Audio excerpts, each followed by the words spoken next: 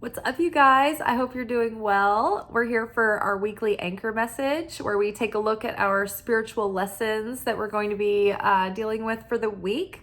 On Sunday nights, I do the energy oracle forecast, which gives us sort of the energetic and spiritual weather forecast for the next 7 or 8 days or so. So that's always helpful. It's a great foundation to build the rest of the week on. All right, so let's get started from the wild unknown archetypes. We've got the temple, followed by the starborn, followed by the mystic.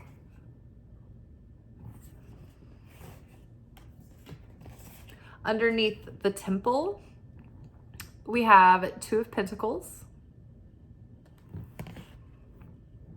Underneath starborn, we have 10 of Wands, which I like this. I'm just noticing this color palette in these images, this repetition of form. It's almost as if it's like these colors are like the raw, unformed potential that becomes this bouquet.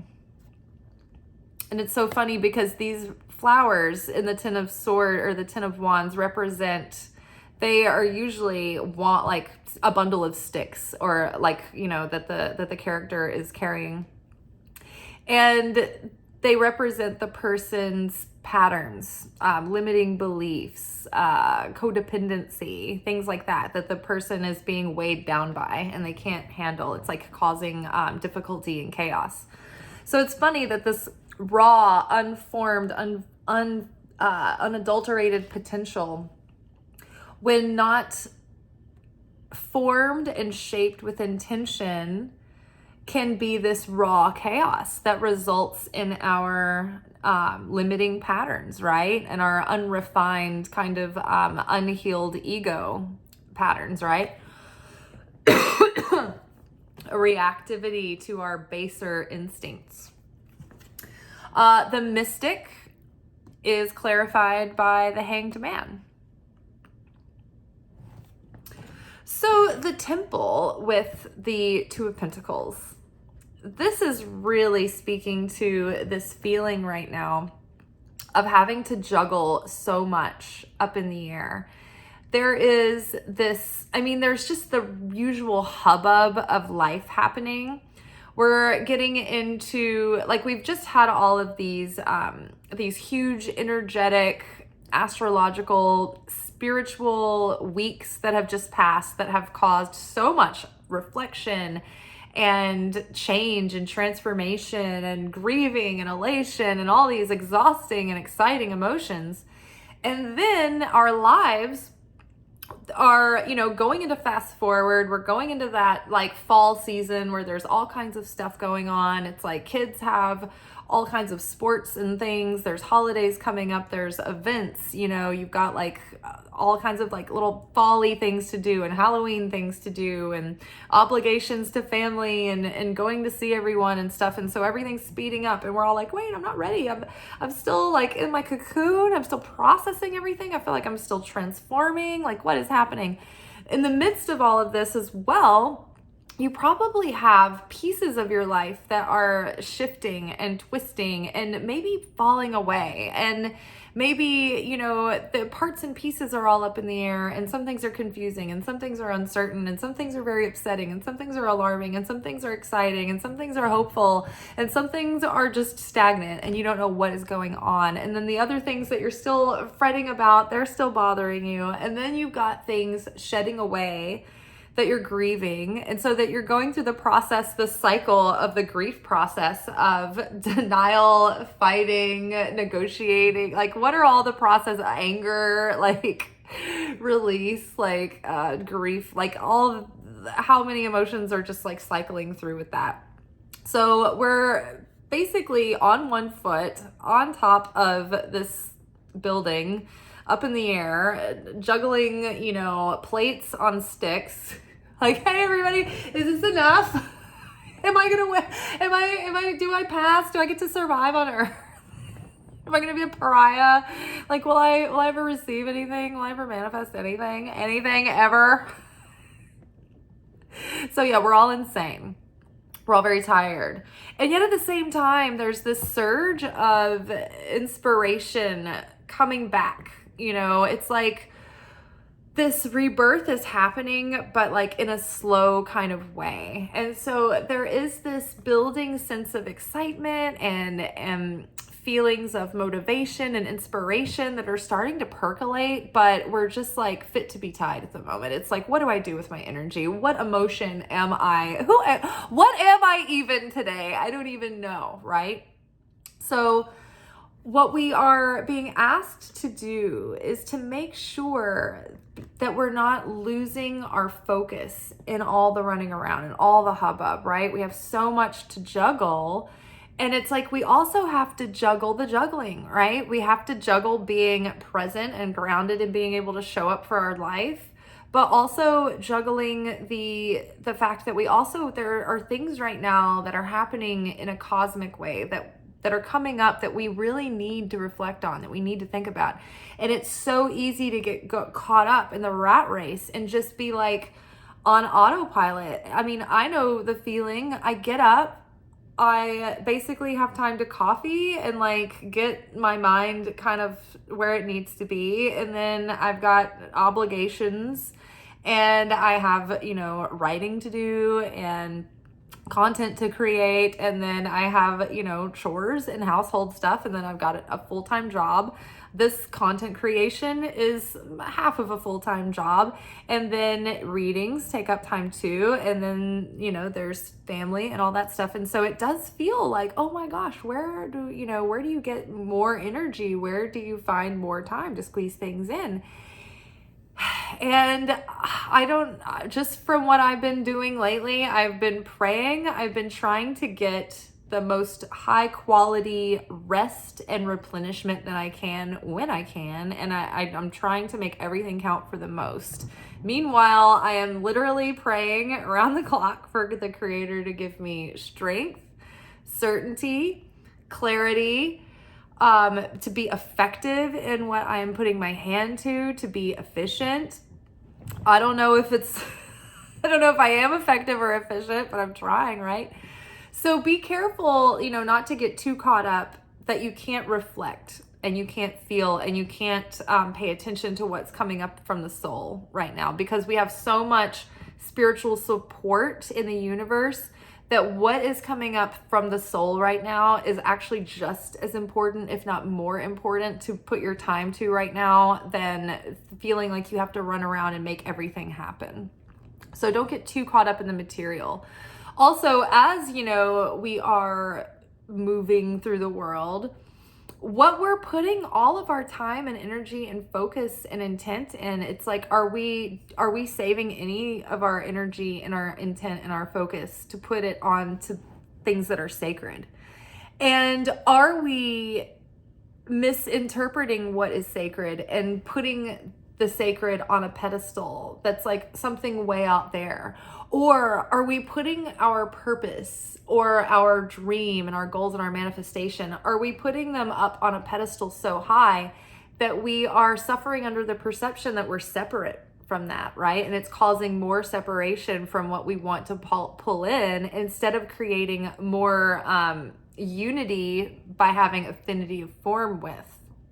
So pay attention to what is truly sacred. And if you are spending all your energy on things that really have no true inherent value or intrinsic value, or that will be come and go and will be out of your life and you'll forget about it and will never make a difference ever, then maybe shift some of your attention and resources into things that will remain, things that are eternal, things that are unwavering and unchanging, right? An example of that might be thinking that you're too busy to stop and have, you know, a day of celebration with family or friends. And the Three of Cups came up today, and it was urging us to make sure that we didn't go through this whole fall and autumn season without really taking some time to enjoy it, right? Because the people who we love, when we share those simple moments of just simple love together, that's eternal, that lasts, that's something real that sustains. When you're with someone who is needing, a comfort or a friend or someone to be there to listen to them, to hold space and witness them, that's something that will be eternal, because it's something that you share with a person that creates healing and change and positivity that begets more positivity. So those things are eternal and they are valuable, and sometimes we just put them on the back burner because they're not urgent. The world isn't demanding us to do those things. The world doesn't reward us for doing those things. And those are the things that are going to nurture us the most and make the most difference. And they're going to be the real legacy that we leave behind, is the way that we made people feel and the time that we shared with people that was special. When there's a moment where you get like this epiphany or revelation that you can share with someone, or they share with you, and you're like, wow, that concept, I'm forever changed by that concept. Those are sacred moments, right? And they should be cherished. And also, the fact that there's so many sacred moments that we take for granted every day that come and go that we don't really notice. And if we did slow down enough to notice the sacred within the mundane, that in and of itself gives you so much more of a feeling of being nurtured and fulfilled and feeling full of purpose and heart-centered when you can connect with the sacred within the mundane. And then also just making sure that you're not prioritizing worshiping, because when all of your energy and focus and resources are on something constantly, what is that? What else is that? Is that you're worshiping, you're idolizing that thing. So be sure what you're worshiping and idolizing has value. And that you're not wasting it on things that aren't really that are just going to deplete you, or that have no value or no inherent value.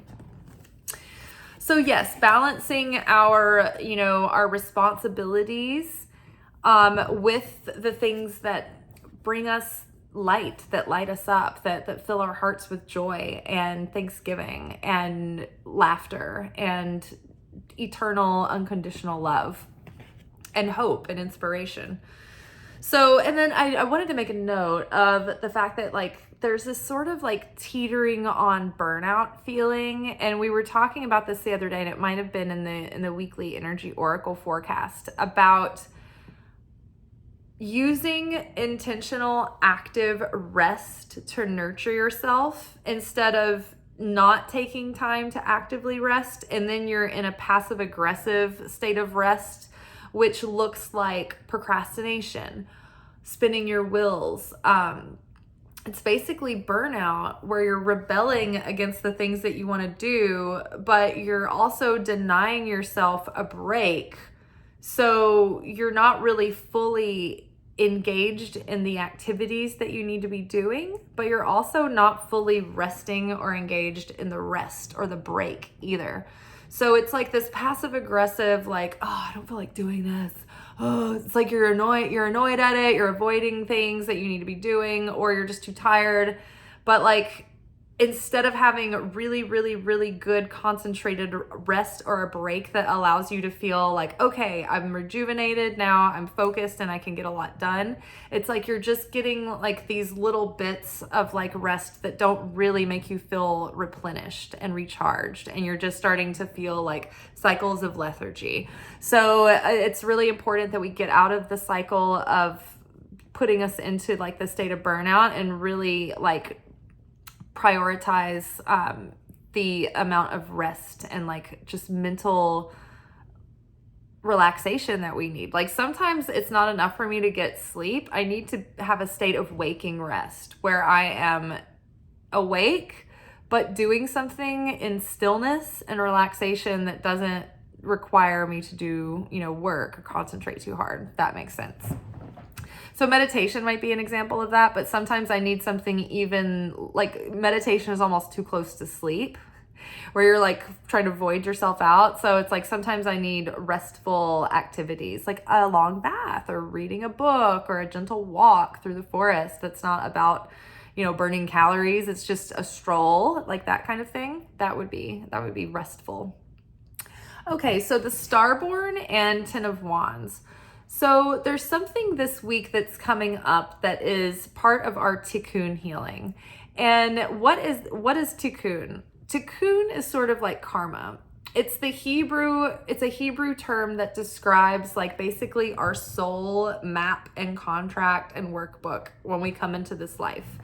There are, things that are destined and laid out for us that are, or I should say fated and laid out for us, that are, part of our becoming as a soul. And so that might be like where you live, where your parents are, or who your parents are, the kinds of really good friends you have, the kinds of bullies that you have, like those really poignant things that really affect you. And most of like the challenges, particularly, the things that are going to challenge you just right to provoke your potential to come through. So that's tikkun. So there's certain aspects of our personality that we are tweaking and evolving over time. And we're breaking our fears and our limiting beliefs and our negative patterns and our toxic emotional patterns and our perceptions, and we're elevating our consciousness. And so the tikkun is like, these are the things that are kind of meant to happen for you. These are the plot points that have already been scripted, and then you kind of get to improv the rest, right? This is like the outline that's definite. So there are patterns and wounds that we've been carrying our whole life that we've always meant to have in this life that are finally starting to come up, and we're finally beginning to see the end is nigh for these patterns. Like we're starting to become more aware of them, so they have less hold of us now. And so we're in the process of breaking long held habits, belief systems, all kinds of things that have held us back and have held us down. And so the more that we release our negativity, it's like throwing off sandbags and allowing a hot air balloon to rise and rise and rise, so we get lighter and lighter and lighter, and there's less tethering us down. And so the Starborn, this is your destiny, right? This is like what constellations were around, in the sky in your natal chart when you were born. What does this determine about the main, points of your life and personality? And so the Ten of Wands, it's like we're breaking long held patterns that have been holding us back and keeping us in our fated path, but have been preventing us from really aligning with our destined path and our divinely ordained path. And so this is like a plot point, a destiny moment between these eclipses where all this stuff is coming up and ready to be moved out, because we're really ready to jump timelines onto this big new start where we can embody this new self with more affinity with our higher self. See, what we're trying to do as a vessel wanting to receive the light of blessing from the Creator, in order to connect with the light of the Creator, which holds all the blessings and abundance and miracles and light and goodness and fulfillment, it's law of attraction, it's law of affinity. So we have to become more like the light in order to connect closer to the light. If we are not like the light and we start to get closer to the light, it creates dissonance and chaos, and like sparks are flying everywhere. Think about when you accidentally put metal in the microwave. It's like chaos, and you're like, oh my God, I'm gonna blow up the building. It's kind of like that. And so we build affinity with the light by becoming more like the light, more like God. And so that process is us shedding the parts of ourselves that are building up these layers of grime that basically dim and shrink the light of the Creator within. And the more we let go of these belief systems, the more we break habits, the more we face our fears, the more we heal our codependency and all of these things, the more that we liberate our spirit and our soul and our consciousness from, the dark forces that try to control our mind and our hearts and our feelings and our attention, then it's like the light is revealed from within us, and we realize that it's not something outside that we're reaching for, but it's the call is coming from inside the house. Like, it's the light is within, and it starts to radiate out, without all of these layers and veils keeping it hidden. So yes, something very destined right now is happening, and I feel too like connected with the mystic and the hanged man. I think part of this what we're breaking is the perception or the angle of our perception that makes things feel burdensome to us, that makes things feel like heavy, that makes us feel bitter or like over, extended, right? There are certain things that if we thought about them a little bit differently and we perceived them differently, it's like we can't control our environment. We can't control the other people around us. All we can do when it comes to others and our environment, the things that we can't control, is control our perception. And that will hopefully help us maintain the right seed level of consciousness. And if we can maintain the right perception and the right consciousness, then at least we have cultivated a pleasant mental landscape. And if we can maintain that pleasantness in our mind, then we're not clouded with moody, like grumpy, sad, all kinds of these cloudy emotions that create moods that then they perpetuate cycles, right? And then we start getting triggered and taking actions based on our feelings, and we want to ground, right? We value our feelings. We want to pay attention to them, but we want to have self-mastery so that we are in control and that we are showing up to life with free will, not showing up to life in complete reaction to the stimulus coming at us. Oh my gosh, I'm in defense mode. I'm in my animal-based instincts because I'm in survival mode right now, right? And in many ways, we've been feeling this way. We've been feeling like we are in survival mode, treading water energetically, emotionally, maybe materially, financially, maybe with your energy, maybe with your time. It's like, oh my gosh, you're just trying to keep your head above water because you feel almost like you're about to drown. And so part of this is just shifting our perception and doing our best to connect with a playful mindset and a positive mindset. And the more that we can have a lighter mindset, the lighter that we will feel physically, and we'll have more physical energy as well. The mystic is a complex character because the mystic is the light worker. But in order to be the light worker, you have to spend a lot of time in the darkness, because the darkness is the material that you're using. It's the raw material that becomes the light.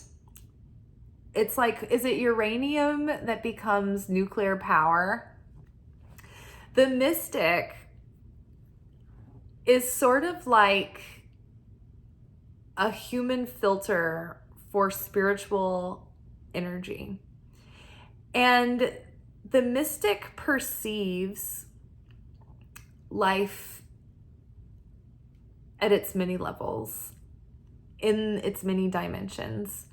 And so the mystic is faced with their own pain and their own uncertainty and their own sorrow and anger and all of those shadowy emotions inside that we then alchemize.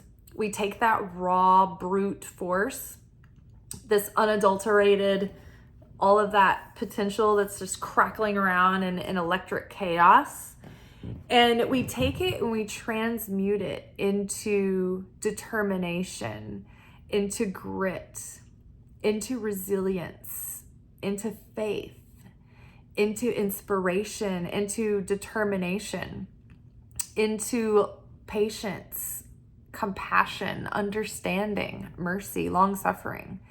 And because we've done this with ourselves as the mystic, this opens us up to these levels of insight and revelation about the cosmos that come through. They're in relation to our own healing, but then it's like this revelation of how it's all connected, you know, from the greater point of view too. And so then it starts to become this thing where it's like the mystic begins to grieve the pain of the world as well. The mystic sees the homeless people and it kills them. Like it hurt, it's uncomfortable. It's impossible to ignore. The mystic sees the garbage blowing on a beautiful beach and is devastated. The mystic carries the pain, sees with eyes wide open what the world could be and what it actually is, and the disparaging gap that is there of what we could be if we were unified, if we had only love in our hearts and only unity, and we had the conscientious awareness to be good stewards to the earth, to the animals, to one another, to the air, to the water.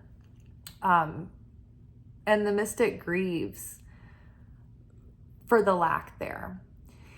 And then the mystic is also approached by individuals who crave someone to talk to, because the mystic is the person that sees and is aware and can take it in and really sees.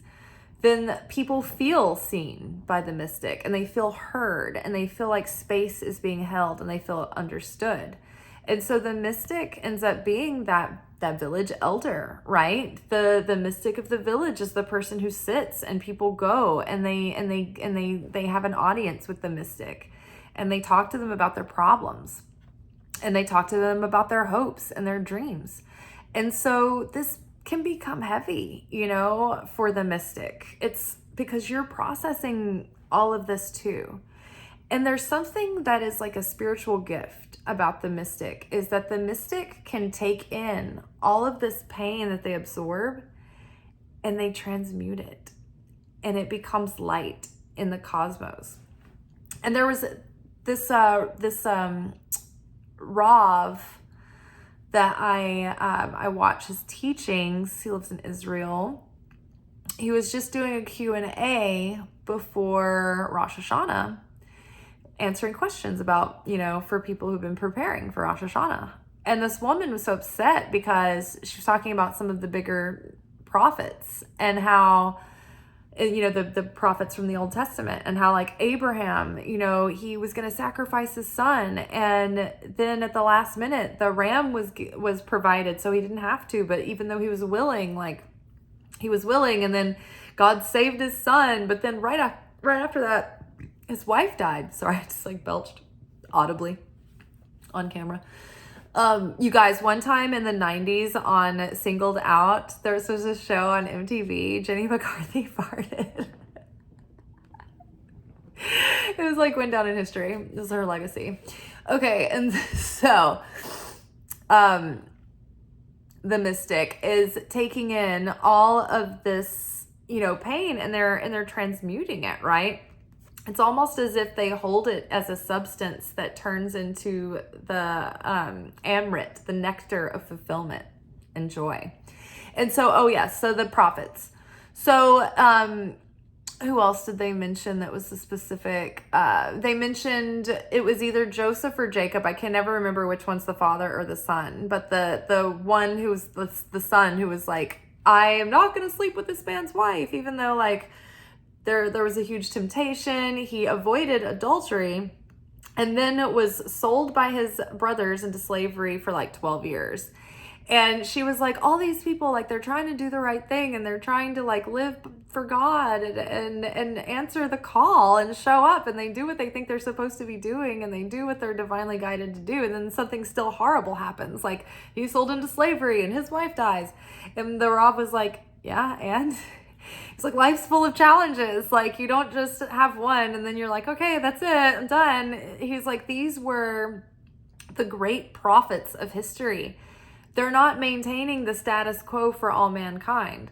Like each human being when we come to earth, we're given this bag of density to transform, to transmute. You know, matter cannot be created nor destroyed. It can only be changed, right? And so there's darkness floating around the universe. There's darkness within us, and it will continue to perpetuate if we don't heal it, if we don't change it. And so when we change our own darkness, that elevates the upper realms, but that also raises the frequency of the planet, our immediate space around us, our immediate circles. So it has an effect on things greater than us, outside of us.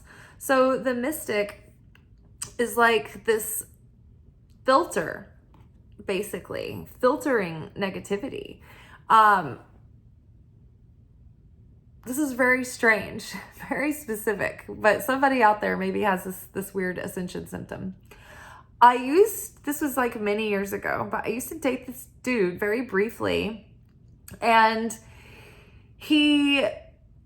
turns out he was pretty negative, and I just saw the good side of him. And it's so weird because when I would stay at his house, I would have like intense, crazy night sweats, and like the likes of which you've never seen.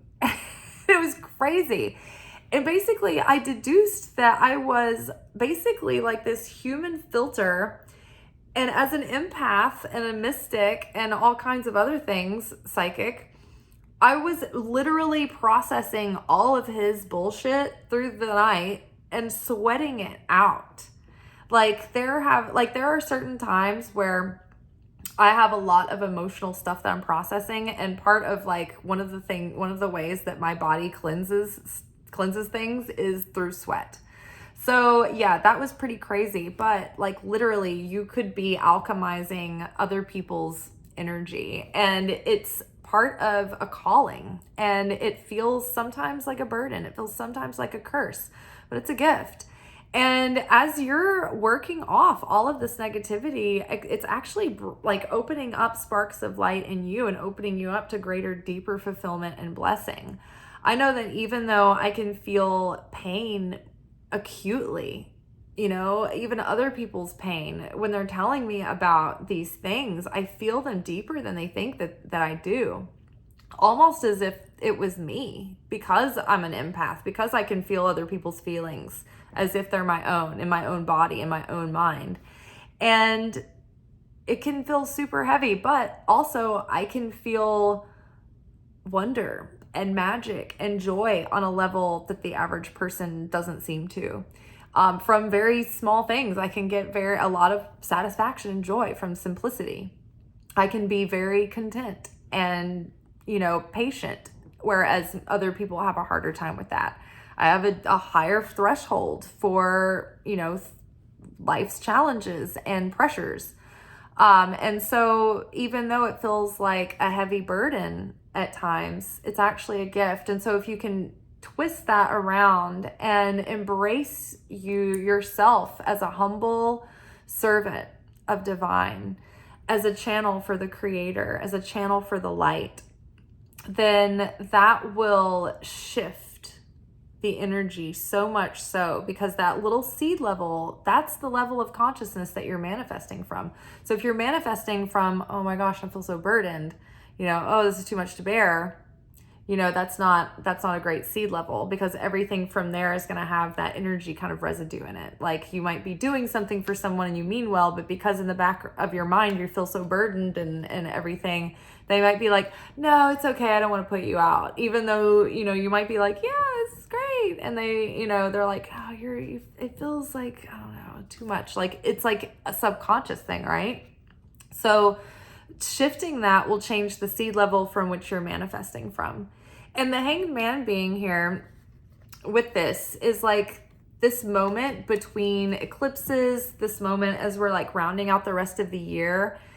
We feel so impatient because this whole year has just been like, we're like in labor, giving birth to ourselves. It's just been like expansion, contraction, pain, expansion, contraction, pain, guts, blood flying everywhere. Someone shit the table. Yeah, it just feels crazy. And we're like, oh, I'm so ready for this new cycle to start. I'm ready for new beginnings. I'm ready for fresh energy. I'm ready for fun and excitement and a new lease on life. And I'm ready for new experiences. And it's like we're still just like in this seeming pause in activity where it feels like not much is going on, or it feels like not much progress is happening. But when things do start kicking off, it's like things will happen faster than we're prepared for. So take advantage of this time now to spiritually connect to the sacred, right? To renew yourself, to prepare yourself, to shift your consciousness so that you no longer feel burdened by your fate, your destiny, something that you're not going to be able to get rid of. Like, this is something that you're just going to have to learn to use and maintain. It's like manifestation. We're always manifesting. It doesn't matter if we're intending to or not. Our hearts, our minds, our energy is always sending out a signal and a magnet. So we want to be able to learn how to be wielding that power, because it's going to be wielding itself, right? So make sure someone's behind the driver's seat. So this moment, this hanged man moment, is a seeming pause in activity. More's going on behind the scenes than meets the eye, but this is a moment for us to recenter, recalibrate, recharge, and get our mindset right, get our heart set right, because it's very important that we reconnect with our desire for this manifestation, for our desire for our dreams and for our goals. Because right now it's like we feel like we're so tired, we're just continuing to spin our wheels and we're like, nothing's gonna stop me no matter what. But it's like we're not, our heart's not in it, because we're just like, what I imagine, what I have called to mind is like an image of like Rocky in the final rounds, where he's just like taking a beating and he's giving it to, and he's just like, nothing can stop me now. I don't know if I'm doing good, but by God, like, God is my witness, I'm not leaving this ring. I will not submit. It's like when, have you guys seen Outlander, and the season when they're showing when Blackjack Randall is whipping Jamie at the whipping post. Like, Jamie's got all these scars on his back. It's a big thing. Everybody, don't talk about Jamie's scars. He's sensitive. But he's got this back full of scars, and it's because he was flogged by British soldiers. And so he was doing that whole Braveheart thing where he was like, you can't break me. I'm not going to whimper. I'm not going to cry. And so he's taking 100 lashings. His back is like shreds of flesh. He's like bleeding. He's tied to a post. He's not broken. He hasn't cried out. He hasn't said mercy. And he's just hanging there, and he's just spitting blood, and he's just like passed out at this point. And like the guy's going even harder. He's like, submit. And then Jamie's just like laying there like unconscious, like, and it's like you've been beaten so much that you've won. Because out of like a technicality, like, oh, this is so great. You beat yourself in the game because somehow you avoided, I don't know, something. It's like Jamie doesn't even have the energy now to cry out, stop. So like by a technicality, him just like being too weak to cry out has helped him win. That's kind of where we're at. It's like, oh my God, just submit. We're too weak to fight at this point. So just, just let that slap happiness wash the insanity away, essentially. But yeah, we're not giving up. We're determined, and we've been beaten to a pulp, and we've taken our beating, and now it's like, all right, not giving up, no matter what. The universe is going to be behind us. We're moving forward. We're transcending, and we're healing. We're not giving up now. And I feel like that's everything I needed to say. Oh man, we've had some short videos recently. Now we had big 40-minute tonight. Sorry about that, guys. I'll try to keep them shorter. All right, well, I will see y'all tomorrow for our manifestation reading. Ciao.